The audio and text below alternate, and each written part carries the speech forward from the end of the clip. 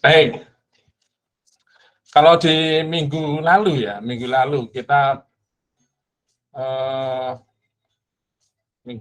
kita bicara apa ya? Lupa saya. Kolaborasi, Pak. Mas Ting? Kolaborasi. Oh, kolaborasi. Oh, nanti lali bi. Baik. Maka di pertemuan kali ini kita akan membahas tentang kepatuhan di dalam proses bisnis. Sebenarnya ini satu topik yang umum ya, yang tidak hanya terjadi di dalam, tidak harus dikaitkan dengan konsep e-bisnis. Tetapi menjadi menarik kalau kita kaitkan dengan e-bisnis karena kita tahu mulai dari pertama kita mungkin sebelum ini ya, sepertinya saya pernah membahas tentang desentralisasi bisnis. Ya, kemudian yang kedua ini adalah kolaborasi. Nah, kaitannya erat, yaitu bahwa di dalam desentralisasi bisnis itu kita masih ada penghargaan terhadap proses bisnis yang ada di masing-masing entitas yang terlibat. Itu yang pertama. Yang kedua, lalu kita akan mencoba untuk mengkolaborasikan antara entitas-entitas tersebut, berarti harus ada penyesuaian. Nah, tidak jarang di dalam penyesuaian tersebut, maka akan terjadi sebuah pelanggaran, atau ya mungkin pelanggaran kayaknya langsung negatif ya, penyimpangan barangkali, atau ketidaksesuaian dengan proses bisnis yang telah ditetapkan oleh suatu perusahaan atau satu entitas yang terlibat di dalam kolaborasi. Nah, maka lalu muncul satu pertanyaan, lalu bagaimana kita harus mensikapi hal tersebut? Apakah kita kemudian harus menyesuaikan dengan proses bisnis yang ada, ya, ataukah kita tetap bertahan kepada proses bisnis yang kita miliki, sehingga di dalam kolaborasi yang kita ciptakan, maka entitas luar yang akan berbisnis dengan kita atau berkolaborasi dengan kita yang harus menyesuaikan. Nah, ini ada kompensasi seperti itu. Dan saudara juga harus, kita juga harus mewaspadai bahwa proses bisnis biasanya telah disusun secara rigid begitu ya, satu rangkaian itu terkait, dan konsekuensinya adalah jika kita melanggar maka akan ada sesuatu yang hilang, ya, terlewat mungkin, sehingga akhirnya bisa membuat sebuah risiko dari bisnis yang kita jalankan. Nah, ini konsekuensinya di situ. Maka mari kita coba simak, dan teman-teman silakan untuk nanti kalau mau diskusi saja. Siang-siang begini habis makan biasanya ngantuk ya. Saya juga ngantuk nih kalau nggak ngajar nih. Oke, di mana saya harus buka? Oke, nah, dalam bicara proses bisnis, maka kaitannya adalah seperti ini. Yang pertama adalah sumber-sumber kepatuhan itu di mana, dan sumber-sumber kepatuhan ini nanti akan berhubungan dengan sumber kepatuhan ini akan berhubungan dengan aturan-aturan, ya, aturan-aturan di mana bisnis tersebut akan dijalankan.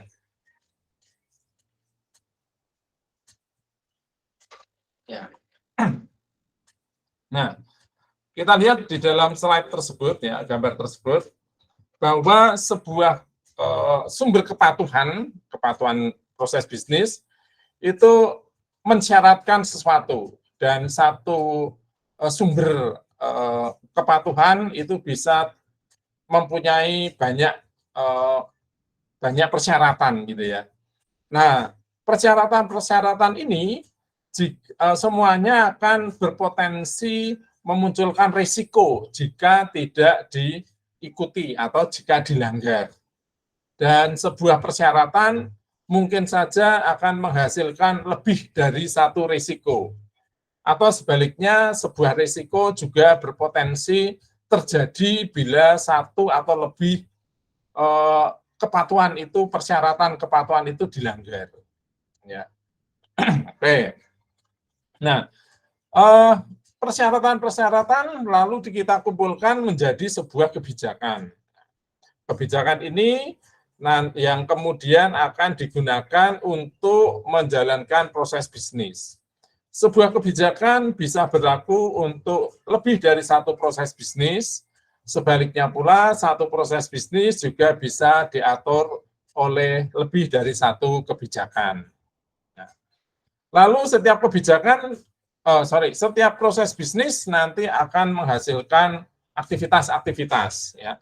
Sebuah proses bisnis bisa menghasilkan banyak aktivitas, demikian pula satu aktivitas bisa juga didasari atas lebih dari atau satu aktivitas itu bisa menyelesaikan bagian ya dari proses bisnis. Ya, makanya di dalam sebuah proses bisnis itu bisa terbagi menjadi sub proses bisnis yang lebih kecil, ya subproses yang lebih kecil. Ya, namun biasanya sih satu aktivitas itu hanya mewakili satu proses bisnis, itu yang baik. Nah, oke, kita kembali lagi dari kebijakan ya. Nah, kebijakan ini akan diaktualkan di dalam sebuah aturan-aturan. Nah, aturan-aturan ini yang nanti akan memungkinkan sebuah proses ini terkomputerisasi atau tidak. Ya. Nah, setiap aturan itu akan menentukan pola data yang akan terjadi, ya, perubahan data yang akan terjadi. Itu yang pertama. Lalu di sisi lain, sebuah proses bisnis itu juga pasti akan meng-create data. Siapakah yang melakukan kreator itu atau menjalankan atau mengeksekusi proses bisnis adalah aktor atau manusia. Nah, kita juga perlu tahu manusia ini manusia yang mana. Artinya bahwa setiap organisasi yang terdiri dari banyak manusia, tentunya setiap manusia itu mempunyai tugas dan kewenangan masing-masing. Maka aktor di sini adalah aktor yang memang mempunyai kewenangan untuk menjalankan proses bisnis sehingga akan menghasilkan data tertentu.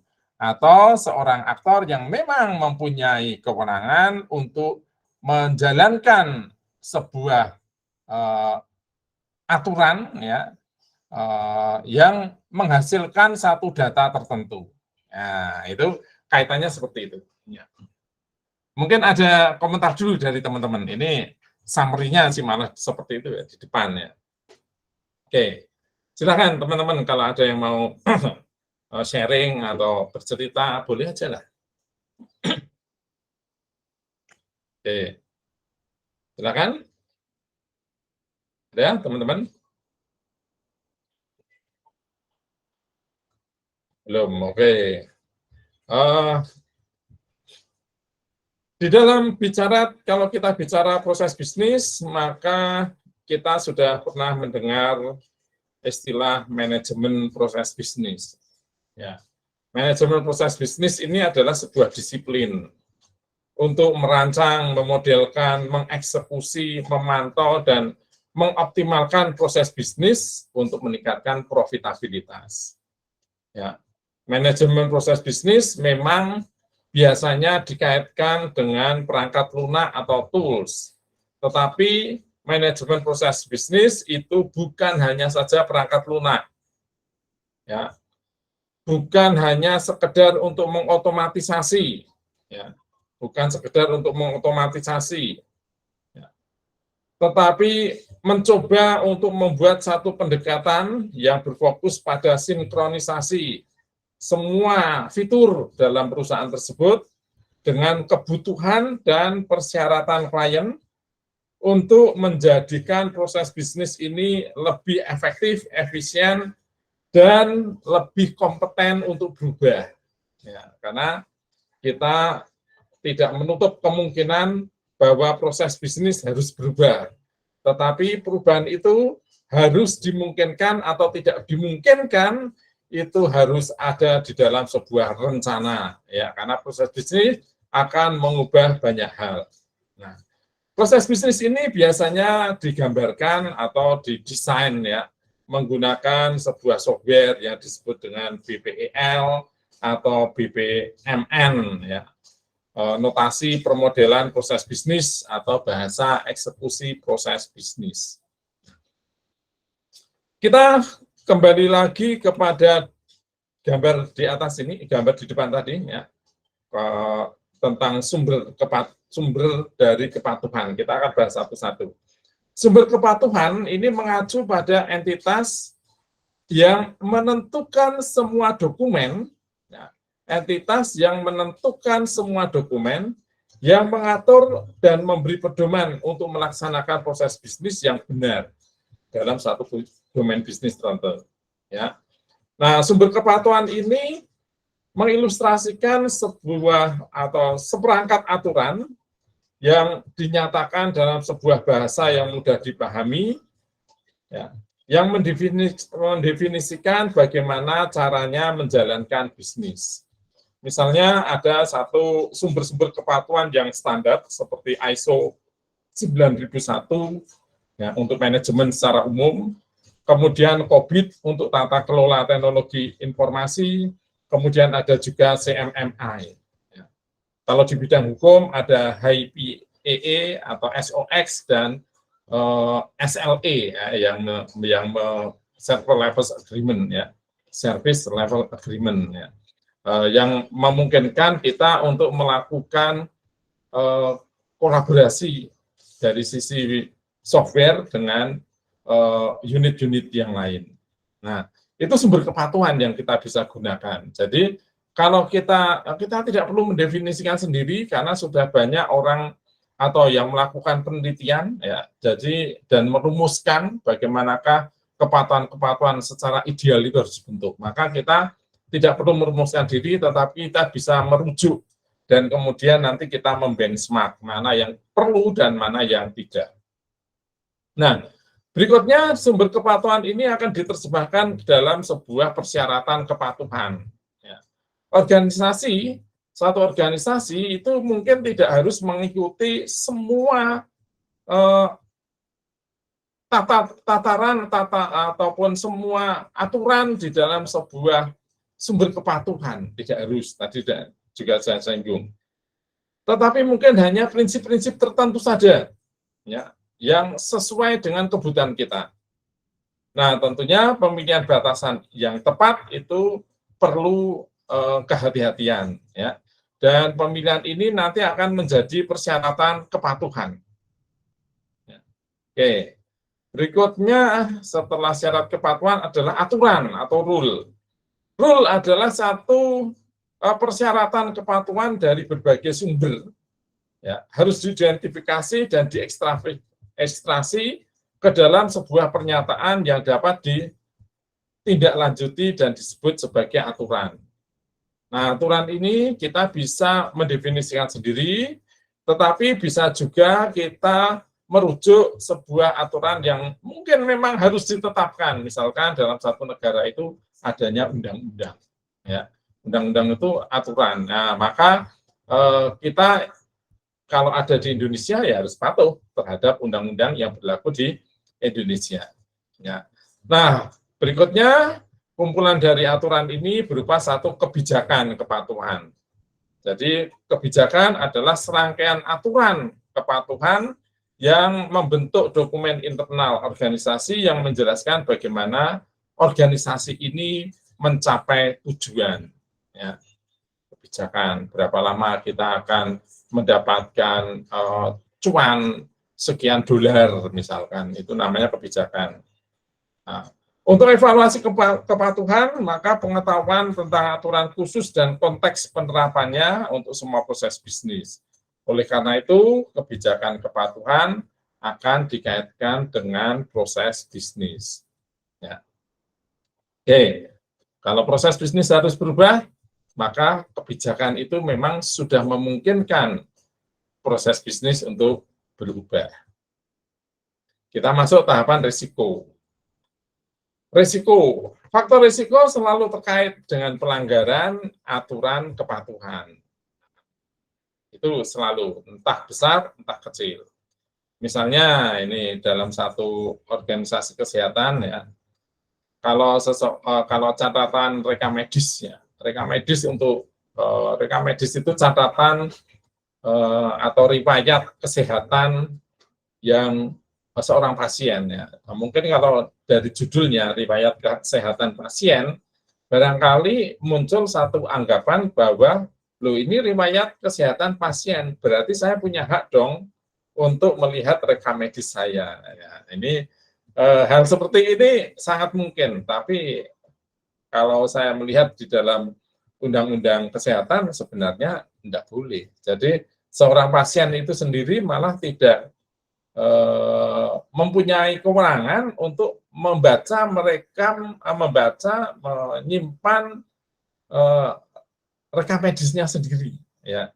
Nah, begitu secretnya data rekam medis ini, maka ketika rekam medis ini harus ditransformasikan, ya, atau dikirimkan dari satu tempat ke tempat yang lain, misalkan antar rumah sakit, maka harus dirahasiakan. Ya. Sebab kalau tidak, maka akan memunculkan sebuah risiko keamanan. Ya, bukan hanya bocornya satu informasi kesehatan seseorang, bisa juga bocornya tentang kombinasi obat yang diberikan oleh seorang dokter untuk satu penyakit tertentu. Nah, dan nanti berpotensi orang itu bisa menulis resep sendiri untuk penyakit yang barangkali tidak perlu resep itu. Ya. Jadi permasalahannya kompleks. Nah, maka terkadang kita juga mungkin banyak bertanya ya, mengapa tulisan resep dokter itu kok jelek-jelek gitu? Apakah ada dokter yang menulis resep itu dengan begitu cetar, wela-wela gitu ya, begitu indah tulisannya itu? Sepertinya tidak ada, karena untuk menuliskan resep itu dokter mestinya punya teknik penulisan sendiri yang disebut dengan enkripsi. Setahu saya begitu, tapi sepertinya belakangan ini, apalagi sejak teknologi informasi diterapkan, maka penulisan resep terkadang malah tercetak, sehingga judul obatnya itu menjadi begitu mudah kita baca. Ini termasuk sebuah apa ya? Ya kalau ini pelanggaran saya mungkin terlalu jahat ya mengatakan pelanggaran, tapi boleh saya katakan ini adalah satu pergeseran makna gitu ya. Kalau dulu harus menggunakan simbol tertentu untuk menulis obat, sekarang menjadi tidak. Nah, maka tahapan yang ketiga yang penting adalah mitigasi risiko ya. Jadi mitigasi adalah satu upaya yang harus kita lakukan untuk meminimalisir jika risiko itu terjadi. Ya. Jadi misalkan obat-obat yang dalam resep itu menjadi sangat terbaca ya, atau mudah sekali dibaca oleh awam, maka tidak menutup kemungkinan orang awam ini akan membeli obat resep tanpa melalui dari dokter ya, karena dia pernah tahu dokter itu menuliskan resep dengan kombinasi tertentu. Nah, ini satu aktivitas yang berbahaya karena kita sebenarnya kan belum tahu sakitnya itu apa perlu obat itu, perlu kombinasi obat itu. Nah, disinilah kemudian ada pihak lain barangkali yang harus men-screening. Misalnya adalah apotek. Apotek setelah menetapkan ada golongan obat A, obat B, dan segala macam. Di mana golongan-golongan obat tertentu itu diwajibkan dengan menggunakan resep dokter. Jadi meskipun resepnya itu tertulis jelas, tetapi harus ada dokter yang bertanggung jawab untuk membuat resep itu. Nah, ini mungkin itu yang disebut dengan mitigasi ya. Jadi kalau dulu mungkin tidak ada aturan itu. Dulu tidak ada pengelompokan obat. Sekarang menjadi ada karena semakin transparannya pengetahuan tentang obat tersebut. Ya. Lalu kita masuk ke dalam aktivitas atau task ya. Aktivitas adalah sesuatu yang harus dijalankan secara koordinatif untuk membantu tercapainya tujuan proses bisnis. Nah, aktivitas ini akan diwujudkan di dalam serangkaian operasi atau layanan. Aktivitas bisa dieksekusi secara paralel, ya, atau juga secara otomatis oleh mesin. Ya. Nah, ini kita masuk ke situ nanti. Oke. Nah, aktor adalah orang yang bertanggung jawab atas pelaksanaan setiap aktivitas dalam proses bisnis. Tadi sudah saya katakan, orang yang bertanggung jawab. Ya. Artinya, kalau di dalam organisasi, mestinya setiap orang itu mempunyai satu atau lebih peran tertentu. Ya. Nah, orang ini ya hanya boleh melakukan aktivitas di lingkungan yang diperkenankan sesuai dengan peran yang dipercayakan kepada dia. Nah, saudara juga tahu kalau misalkan analoginya di dalam sebuah film, ya, sebuah film, seorang aktor itu akan memainkan tokoh tertentu. Ya, tidak mungkin seorang aktor akan memainkan tokoh yang berbeda-beda, wah jadi aneh nanti. Ya. Jadi ini sebenarnya orang ini orang yang sama atau orang yang berbeda, ya. Itu akan menimbulkan satu masalah. Nah, lalu selanjutnya adalah instan dari proses bisnis, yaitu eksekusi proses bisnis pada satu data akan membentuk output berupa data yang lain. Ya. Nah, ya.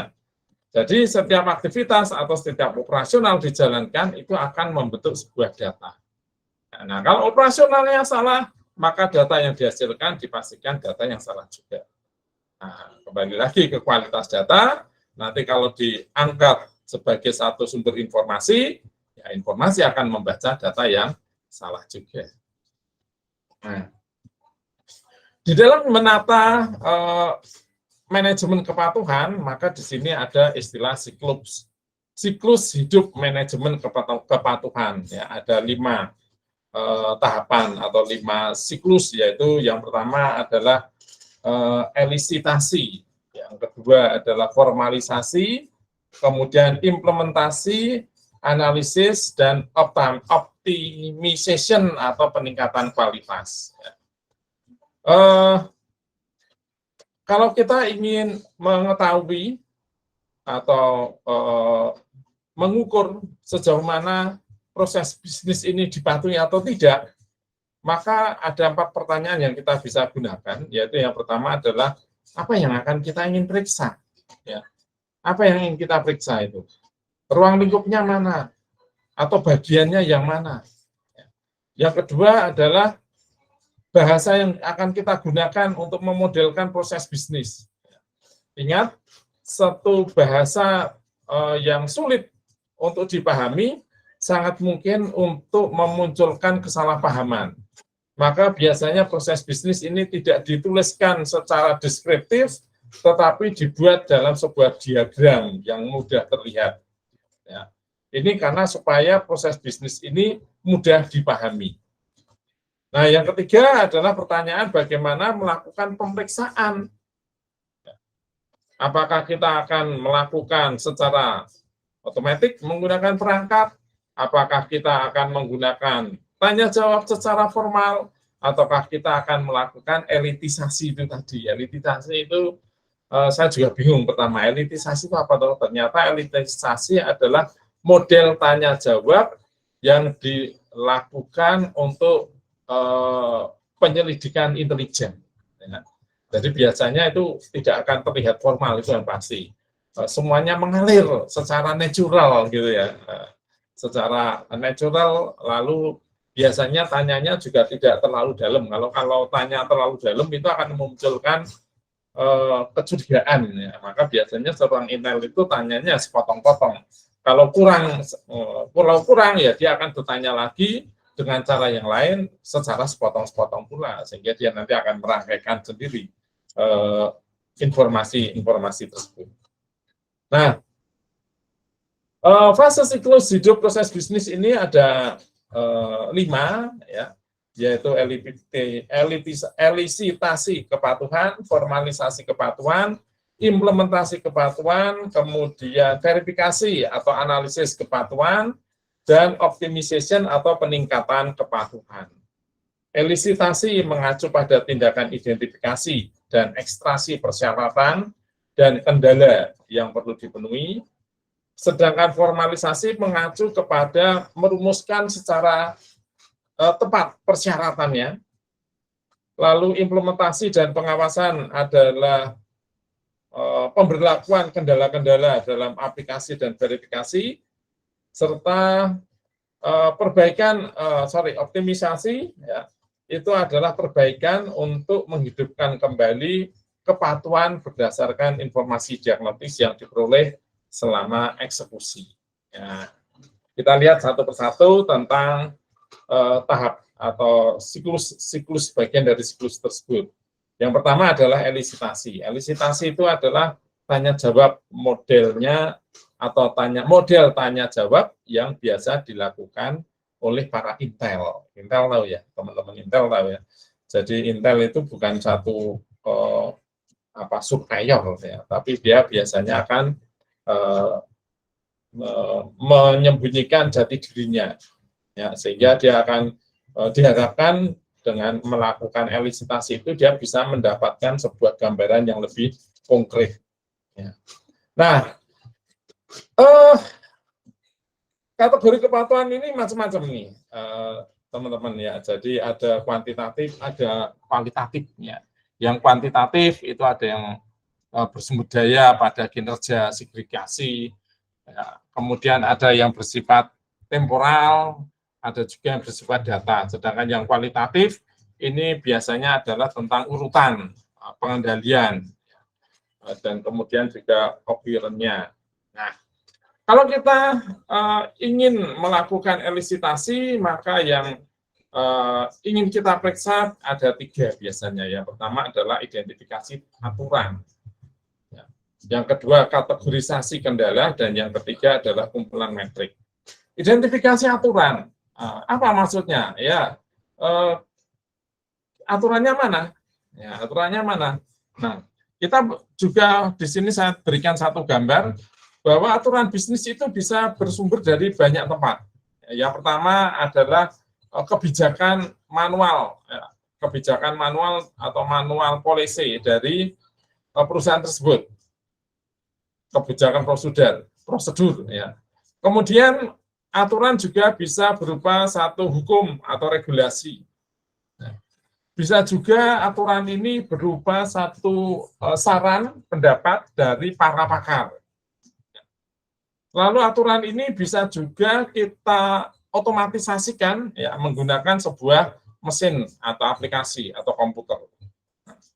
Dan aturan juga kita bisa dapatkan dari sejarah informasi yang selama ini kita butuhkan. Ya. Jadi informasi-informasi yang masuk ke dalam proses bisnis kita itu satu ketika juga akan bisa menjadi sebuah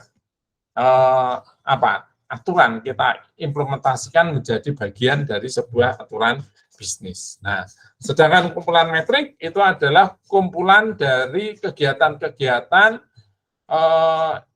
tertentu, ya, yang terkait dengan urutan, ya, dan persyaratan. Ya. Oke, nah ini contoh dari metrik itu seperti ini. Ya, mungkin teman lihat yang sebelah kanan itu ya. Jadi ini mengambil satu contoh bagaimana orang itu seseorang akan menangani pengambilan sampel dan pemeriksaan sampel untuk orang yang punya penyakit di mana darah orang tersebut harus diambil sebagai syarat untuk melakukan diagnose, ya toh. Nah, di sini contohnya ada aturannya adalah sampel collection should be followed by barcoding. Ya. Jadi setiap sampel harus kita data dengan barcode, kita beri barcode. Nama pasiennya kita pakai barcode, ya toh. Nah, kemudian metriknya kita sudah tetapkan, order of invoking services, ya.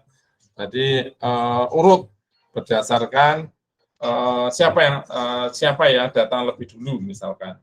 Nah, kemudian polanya yang dipakai adalah bahwa barcode ini akan digunakan untuk menandai koleksi dari sampel, ya. Nah, propertiesnya adalah control order sequence. Nah, ini kemungkinan di dalam softwarenya nanti kita buat seperti itu. Ini contoh dari metrik. Ya.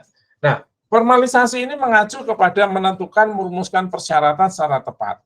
Biasanya di sini akan digunakan satu perangkat, ya. Sekali lagi kalau kita menggunakan model deskripsi akan memberatkan, ya, maka biasanya menggunakan diagram.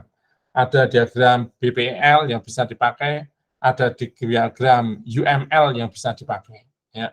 Itu software-software yang biasa digunakan untuk menggambarkan model bisnisnya. Kemudian ini akan diimplementasi, ya.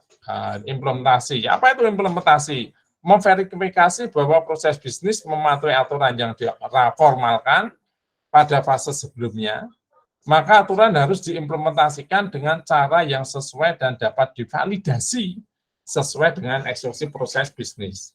Jadi kalau kita sudah menetapkan aturan-aturan formal, maka saat kita melakukan implementasi, untuk menilai implementasi ini benar atau tidak, kita lihat kembali aturan-aturan yang kita buat.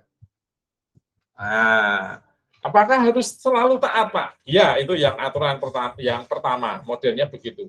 Yaitu aturan telah ditetapkan dulu di dalam sebuah proses bisnis. Sehingga supaya kita tidak melanggar aturan itu, maka kita harus mengikuti proses bisnis yang ada. Bolak-balik seperti itu. Nah, pertanyaan yang lain adalah bahwa terkadang proses bisnis ini tidak sesuai saat kita melakukan sebuah kolaborasi. Nah, maka bisa saja aturan berbeda dan dirujuk selama proses bisnis. Jadi saat kita melakukan proses bisnis, ternyata ada aturan yang mengekang satu hal yang itu tidak bisa dilakukan. Nah, kita bisa saja melanggar, tetapi ada catatannya. Ya. Nah, bisa juga aturan ini dibuat berdasarkan dari atau tergantung dari hasil sebelumnya. Ya, misalkan satu rumah makan memberikan aturan promo. Apa aturan promo? Berlaku untuk orang yang dalam 2 minggu yang lalu melakukan transaksi. Nah, maka di sini aturan akan dibuat tergantung dari hasil sebelumnya. Jadi ketika seseorang itu mau makan, maka akan diperiksa apakah ini akan makan gratisan ataukah orang ini harus bayar. Bagaimana kita bisa tahu? Kita punya aturan dan aturan itu harus dibaca pada masa lalu sebelumnya. Oh iya, dalam 2 bulan. Nah, ini struk yang terakhir adalah sebulan yang lalu. Masih di dalam ring 2 bulan, maka silahkan makan dan kemudian mendapatkan fasilitas. Itu namanya aturan yang dirujuk. Nah, bisa juga yang ketiga adalah aturan yang dinamis. Ya. Jadi kita tidak menutup mata, teman-teman, dengan adanya teknologi internet ini akan muncul model bisnis yang baru, dengan prosedur yang baru, atau proses bisnis, atau sebenarnya bisnisnya lama, tapi proses bisnisnya berbeda. Ya, toh? Lalu bagaimanakah aturan itu dibuatkan? Ya, kita sesuaikan saja. Ya, ini iseng-iseng aja nih ya, iseng-iseng. Saya punya contoh kemarin dari diskusi pada waktu kita di Denpasar itu ada diskusi yang mengungkit tentang pembubaran lokalisasi, gitu ya. Lokalisasi PSK. Jadi pertanyaannya adalah apakah saat ini lokalisasi PSK itu masih dibutuhkan? Lokalisasi perjudian itu dibutuhkan. Ya, mungkin teman-teman pernah tahu bahwa di Malaysia, meskipun Malaysia itu mengklaim sebagai negara Muslim, negara yang berbasis agama yaitu Islam, tetapi dia melegalkan judi dan juga melegalkan kaitan dengan judi itu. Ya. Sehingga dia dengan cara menyediakan area khusus ya, di Genting Highland gitu ya. Sehingga kalau orang itu mau judi dipersilahkan, tetapi harus memenuhi persyaratan tertentu. Ya. Nah, di dalam perjudian itu mungkin juga akan ada ekses yang lain. Tapi yang penting itu adalah bahwa itu sudah ada sebuah pengesahan ya, pengesahan. Nah, tentunya aturan itu harus ditaati supaya sah. Kalau orang melakukan perjudian di luar area itu, biarlah salah. Maka pemerintah atau polisi berhak untuk menegurnya. Kan gitu. Nah, kemudian dilanjutkan dengan lokalisasi. Ya, sekarang ini mulai banyak lokalisasi yang ditutup.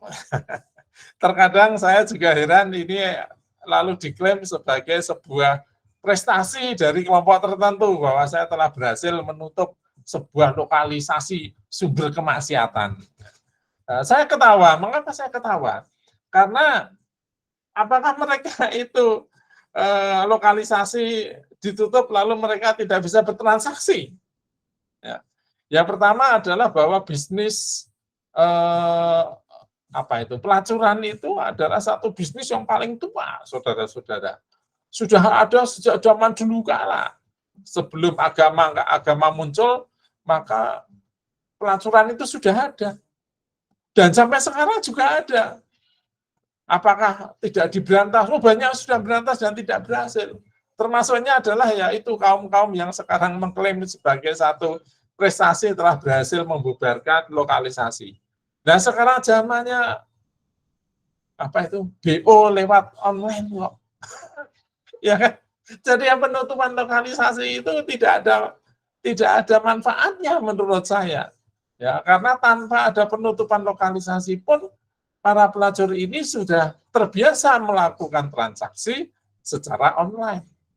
Bahkan mungkin kita tidak tahu juga sekarang. Lihat teman-teman di dalam berita-berita koran merah ya. Banyak sekali ternyata artis bermunculan, penyanyi bermunculan, bahwa mereka juga ternyata melakukan kegiatan sebagai pelacur juga, melacurkan diri ya. Ini suatu pelacur ini seperti sebuah gunung es gitu ya. Apa yang terlihat itu baru permukaannya, di bawahnya ternyata banyak. Inggris saat ini sudah mengalami sebuah inflasi yang hebat, ya. Sehingga di sana kemudian melonjak, salah satunya adalah PSK. Orang yang dulu tidak melacur, sekarang menjadi pelacur, untuk bisa mendapatkan uang, untuk bisa membeli makanan yang harganya sudah naik tidak karuan. Nah, beruntung kita di Indonesia tidak mengalami itu. Ya. Bahkan Indonesia ini tadi saya lihat di berita telah sah menjadi negara dengan ekonomi terkuat ke-7 dunia, ya, mengalahkan Inggris. Nah, ini kita bersyukur bahwa pemerintah kita cukup hati-hati di dalam mengelola keuangan itu. Nah, mengapa saya bicara tadi contoh tentang pelacur ini adalah untuk poin yang keempat, saudara-saudara. Ya, bagaimanakah transaksi itu bisa terjadi? Nah, kalau dulu PSK itu si hidung belangnya harus datang ke satu lokasi, ya, sehingga nanti bisa ketahuan kan. Lu Pak Himawan kok ke lokasi itu, wah pasti Pak Himawan mau bertransaksi. Nah, sekarang tidak perlu ada tempat itu karena banyak hotel, ya toh, banyak hotel. Ini juga akan ada aturan yang lucu menurut saya, bahwa setiap hotel nanti harus mengecek, ya, kalau ada sepasang orang ya itu melakukan check-in laki perempuan, maka harus punya surat nikah. Kalau tidak punya surat nikah, lalu tidak dibolehkan check-in. Lah ini aturan konyol, memalukan bagi saya. Mengapa memalukan? Lah emangnya orang itu bodoh, ya kan? Nah, kalau orang itu mau selingkuh, mau apa kan gampang toh. Ya, masing-masing booking kamar sendiri-sendiri. Siapa tahu satunya di lantai 5, yang lainnya di lantai 24 kalau perlu. Ya kan? Nanti tinggal naik lift atau turun lift yang satunya. Ya, itu kan tidak satu aturan yang tidak masuk akal menurut saya. Sok suci. Kalau menurut saya itu aturan yang sok suci. Ya. Mengatur hal-hal yang kecil, tapi tidak mampu melihat yang besar. Ya. Atau memang orang itu bisanya yang kecil-kecil seperti itu, remeh-temeh. Ya, enggak mungkin itu diatur. Ya. Nah, lalu nanti kalau ada laki-laki dan laki-laki check-in bareng, ditanya surat kawinnya enggak usah. Padahal itu kelompok gay, homo, itu kelompok lesbi. Makanya sama saja. Ya kan? Ini, jadi saudara-saudara sebagai mahasiswa S2 itu harus jeli melihat istilah-istilah ini seolah-olah ini, bagus Pak, moralnya bagus, moralnya mbahmu itu. Itu justru menunjukkan ketidakbecusan si pembuat undang-undang itu menurut saya. Ya. Oke, kita lanjut. Ya, jadi aturan ini sah-sah saja, Mas, untuk ditetapkan di awal, ataukah kemudian aturan berbeda, dirujuk saat proses bisnis itu terjadi, boleh saja. Jadi aturannya diubah, boleh saja. Atau aturan ini ditentukan melihat dari proses bisnis yang lalu. Ya, itu enggak apa-apa. Ya, tidak apa-apa, selama kita sudah memperhitungkan ini tadi, mana risiko tadi. Nah, kita memperhitungkan ini. Selama kita tidak tidak memunculkan risiko yang tinggi, ya kenapa kita tidak tidak luwes dengan aturan tersebut. Ya. Oke. Di poin 4 ini saya tegaskan sekali lagi. Aturan yang secara dinamis mendikte. Nah, kok aturannya berubah-berubah? Ya, karena proses bisnis ini juga selalu berubah. Transaksi itu memungkinkan untuk melakukan perubahan proses bisnis dan mengubah aturan-aturan bisnis yang ada. Nah, selama itu kita bisa tidak menimbulkan satu risiko atau mungkin tetap terjalin suatu transaksi yang baik, ya mengapa itu kita tidak lakukan? Karena saat ini sudah eranya kita itu era yang dinamis memang. Ya, oke. Nah, tahapan yang berikutnya di dalam siklus manajemen kepatuhan adalah supervisi atau analisis. Ya, nah ini adalah satu tahapan untuk memverifikasi kepatuhan proses bisnis dengan seperangkat persyaratan aturan norma. Ya. Setiap tugas, tindakan, operasi di setiap jejak proses bisnis itu akan menentukan status yang sesuai dengan tugas, menentukan persyaratan atau aturan untuk setiap tugas, dan memeriksa pemenuhan aturan untuk pelanggaran atau pelanggarannya. Ya, memeriksa pemenuhan aturan atau pelanggarannya. Jadi setiap kegiatan itu harus kita periksa satu-satu bagaimana status kegiatan tersebut. Ya, bagaimanakah persyaratan atau aturan yang ada terpenuhi atau tidak. Ya. Yang ketiga. Nah, pendekatan untuk mengurangi efek situasi tersebut kita bisa menggunakan dua cara. Yang pertama adalah merancang kepatuhan dan yang kedua adalah mendeteksi kepatuhan itu. Ya. Setiap organisasi pasti dirancang untuk perfect. Misalkan saya telah menetapkan kebijakan zero complaint gitu ya. Zero komplain. Tetapi ternyata komplain itu terjadi juga. Ya, komplain itu terjadi juga.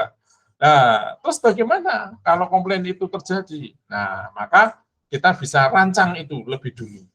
Atau kita gunakan mekanisme deteksi. Apakah akan ada pelanggaran atau tidak? Ya. Nah, untuk melakukan deteksi kita bisa menggunakan cara forward atau backward. Ya. Forward itu berarti nanti di akhir, backward itu adalah penelusuran ke belakang.